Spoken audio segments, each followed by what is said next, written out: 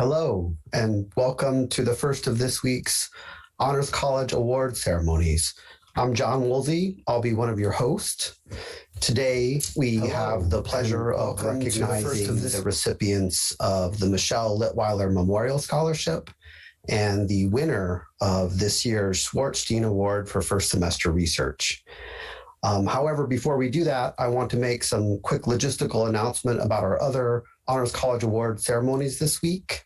So every day at noon, tomorrow, Wednesday, and Thursday, we'll have additional logistical announcement about our other. You can view all of them via our YouTube page. So every day during this very challenging time in which it's hard for us to connect to each other, it's more important than ever that we take some time to recognize and celebrate the success of various members of our community.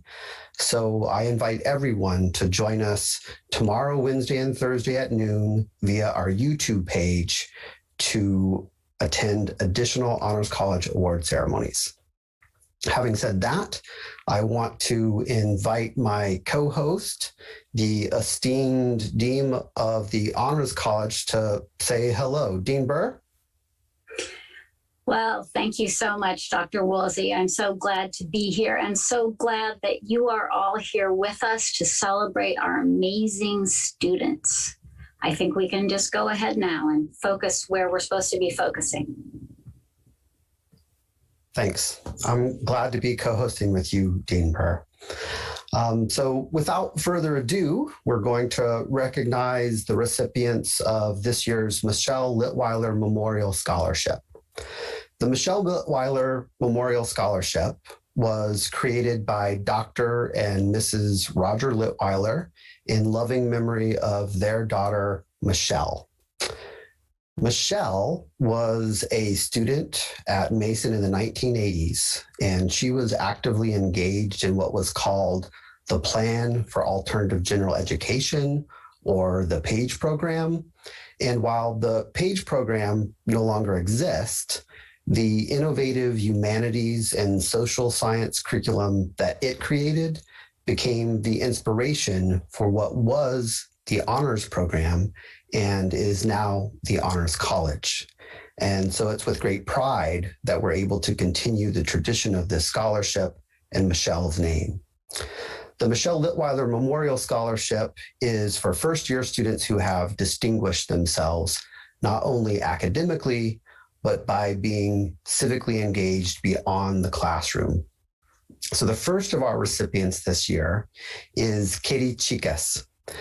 Katie is a global affairs major, minoring in Spanish, and like many of our Honors College students, has had a busy and challenging first year. One of the challenges that Katie has taken on this year is a task that is normally reserved for graduate level students. Specifically, she's served as a peer reviewer of an academic journal, the Hispanic Literature Review, which is a Mason publication. Katie is also actively engaged in Mason's Early Identification Program, or EIP. EIP is a program that provides support and resources for first-generation college-bound students in the region. As an academic success coach for EIP, Katie has had the opportunity to mentor both middle and high school students this past year. And that's a skill set and knowledge base that she brought to bear in Mr. Stafford and Ms. Bromesco's college application coaches course. It's also a skill set that we look forward to her using as a peer mentor, mentoring first semester Honors College students come fall. Katie, would you like to take a second to say a few words? Yes. Hello, everyone. I would like to take this opportunity to say thank you to Dr. and Mrs. Roger Litwiller for the generous scholarship that I've been awarded with. It's something that made me really happy when I got the news, it's like it just came at the right time. I was planning on traveling abroad this summer to Spain for taking Spanish classes for my Spanish minor. However, that trip got canceled, but throughout the months I was planning on going, something that like stopped me was money. I didn't have the money to go, but I continued applying for scholarships. But then all of a sudden I got this scholarship. Even though I got the other ones denied, I got this one. But I plan on using this money for for traveling abroad, hopefully soon. It's always been a dream of mine. So hopefully everyone will be hearing from my experience soon from traveling abroad. And I want to say again, thank you. Thank you, Katie. We're very proud of you. So our second recipient today of the Michelle Litwiller Memorial Scholarship is Johan Jessen. Johan is an information technology major, and like Katie and other students, he's had an extremely busy first year here at Mason. In addition to being a Mason ambassador, he has taken on the challenge of serving as a marketing assistant for the TEDx George Mason U organization. In that role, he's helped manage social media campaigns and helped with promotional programming events. As if being an ambassador and a marketing assistant isn't enough, Johan also took up the challenge of serving as a research assistant in his first semester at Mason. He's worked this year with Dr. Kim from the Schar School of Policy and Government. Their research has focused on collecting data to help nonprofit organizations better serve their constituencies. And that skill set that he's been practicing as a research assistant was one that he applied in Dr. Hafer's Honors College Connect course, a course that focuses on service projects with local nonprofits. So Johan, congratulations on having a great first year. Would you like to turn on your mic and say a few words? Yeah, sure. Hi, everyone. I would especially like to take this time to thank Dr. and Mrs. Roger Litwiller for being so generous in providing me the scholarship. It is a tremendous benefit for me to use this to continue my education, to pursue my passions and interests in information technology, specifically focused on cybersecurity, and just continue really researching different concepts and learning and getting involved with the student community. I would also like to thank the Honors College senior leadership for their mentorship and their guidance throughout this whole process. Being a first year and during a pandemic, doing classes mostly virtually, it was a challenging experience, especially with financial constraints and a lot of other obstacles in the way. But with the support and the mentorship I've got, I'm really very appreciative of everyone who helped me throughout my journey. And I would like to once again thank Dr. and Mrs. Roger Litwiller for their generous support. And I hope that I can use this to pursue my graduate studies in business administration. Along with that, I hope to just continue and work with different nonprofits across the local community and support everyone along the way. Thank you. Thanks, Johan. Congratulations to both of you once again. We are extremely proud of you. We know that this past year posed a particular challenge for first year students, and you both have risen above and beyond. So congratulations. At this time, I will turn things over to Dean Burr, who will talk a little bit about the Schwartzstein Award for First Year Research and recognize our winner. Thank you. Thank you, Dr. Woolsey, and thank you. Congratulations again to Johan and Katie. Amazing, amazing work. It is such a thrill to get to celebrate our amazing first year students. And that's what we're going to be doing next as well. I'm here, it's my privilege to present the Schwartzstein Award for first year research. We created the Schwartzstein Award way back when we created the Honors College. It was supported and endowed by Dr. Linda Schwartzstein, who was the vice provost at the time of the creation of the Honors College in 2009. And she endowed the scholarship in order to help us really elevate research in our program and start to, really bring them into the light. So every honors student takes Honors 110 in their first semester. That's a course in which they are invited to explore a complex research question, consider it from multiple perspectives, and really dig into the evidence. At the end of that course, students produce proposals for further research. And in the process of the Schwartzstein Prize, every instructor who has 25 students, and there are about 20 sections at this point, maybe more, chooses one student in that course to represent their whole section. And that student's work represents the best from the perspective of the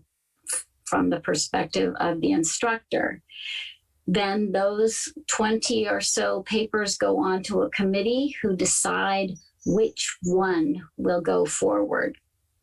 Now, you should be seeing the names of the finalists going past and the images of them. Very big congratulations to all of those students.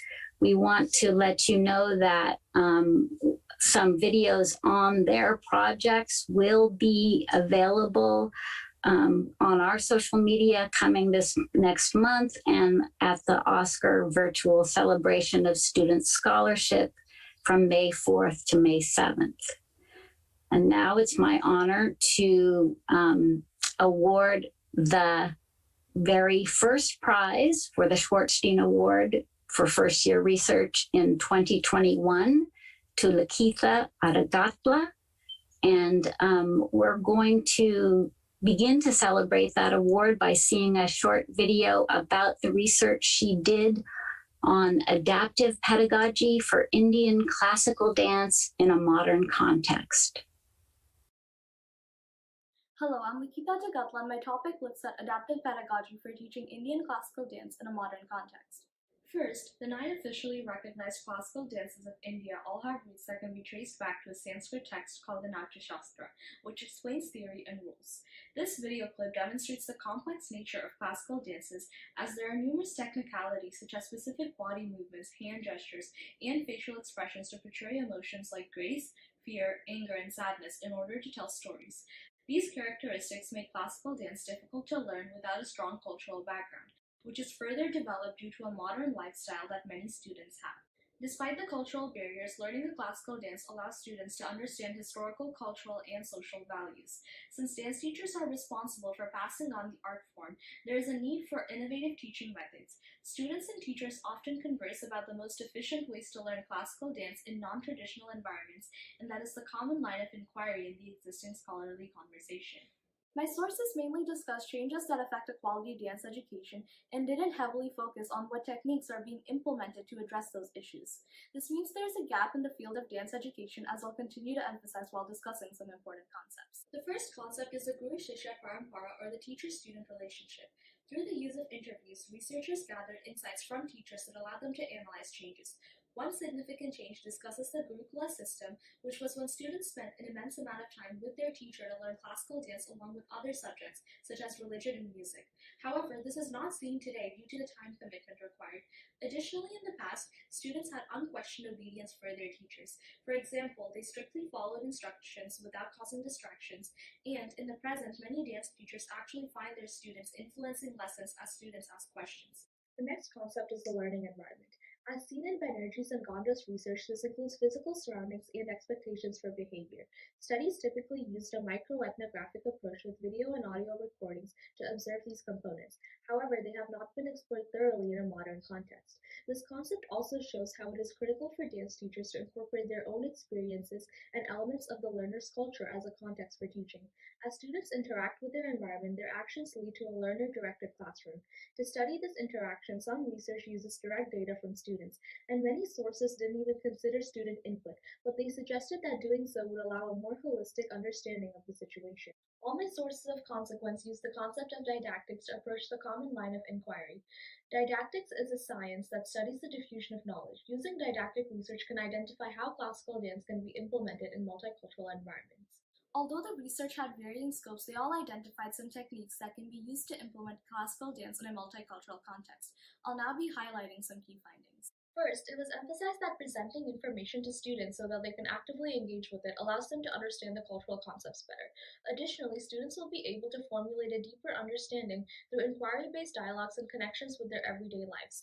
Finally, the findings also highlighted the importance of student reactions through which teachers can modify their lessons to support student needs. By valuing the developing changes and accommodating teaching practices, teachers can actively address the challenges of teaching classical dance in a modern context. My research question focuses on identifying adaptive pedagogy that teachers in the Northern Virginia area are implementing to teach high school students. It also looks at how these methods are beneficial to students' cultural understanding and dance knowledge. What makes my proposal unique is its focus on Northern Virginia and high school students. These features have not been explored as existing studies were conducted outside of the United States and address primary school and post-secondary education levels. Because of this, the findings from these case studies could not be generalized. My proposed method of research is as follows. A research team would visit 5 dance schools on a bi-weekly basis to collect data. The first month of the project will be used to select common adaptive teaching strategies, and the next few months will focus on testing the effectiveness of those strategies. The study will use fieldwork observations, surveys, and interviews with semi-structured and open-ended questions. These methods were identified as best suited for research in the dance education field since they use qualitative data to show the need for teaching techniques as well as their impact. My study will use both teacher and student perspectives, as this will allow researchers to observe all participants thoroughly. Teacher questionnaires will consist of intended goals for the lessons and their views on student progress.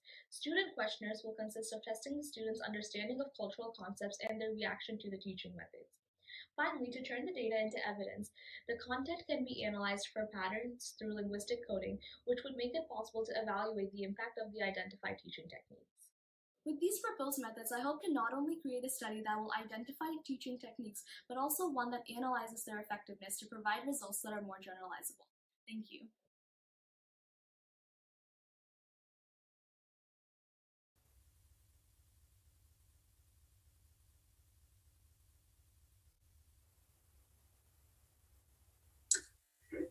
Congratulations once again, Lakitha. Amazing work. I so look forward to seeing what you'll do next.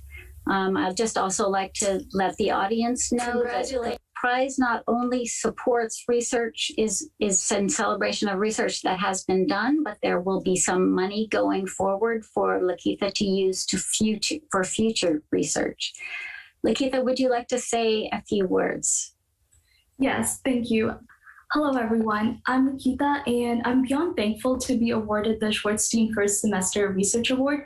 And I would like to express my sincere gratitude to the donors, Linda Schwartzstein and Lee Godwin, as well as all the committee members. And I would also like to thank my Honors 110 professor, Dr. Savannah Fedorov, for all her continuous support throughout the development of my proposal. I'm honored to have my work recognized, and I'm so glad that I was given this opportunity through the Honors College to work on something that I'm passionate about. And I plan on pursuing my research further in the coming semesters, and I hope to continue exploring classical Indian dance from a different perspective. Thank you. We'll turn it back to Dr. Woolsey now. Thanks, Dean Burr. Congratulations to all of you again. You're just such an impressive group of students. And the thing that occurred to me is that you're not only kind of exemplary, but that you're also illustrative of the other types of honors college students we have. So thank you for being representative. We look forward to continuing to watch you grow and develop as you advance towards your degree at Mason. Before we take off, I want to remind everyone that we will be having additional Honors College Award ceremonies tomorrow, Wednesday, and Thursday. They will all be available on our YouTube page, and they will all start at noon. So please tune in at noon via our YouTube page tomorrow, Wednesday, and Thursday. Thanks for coming.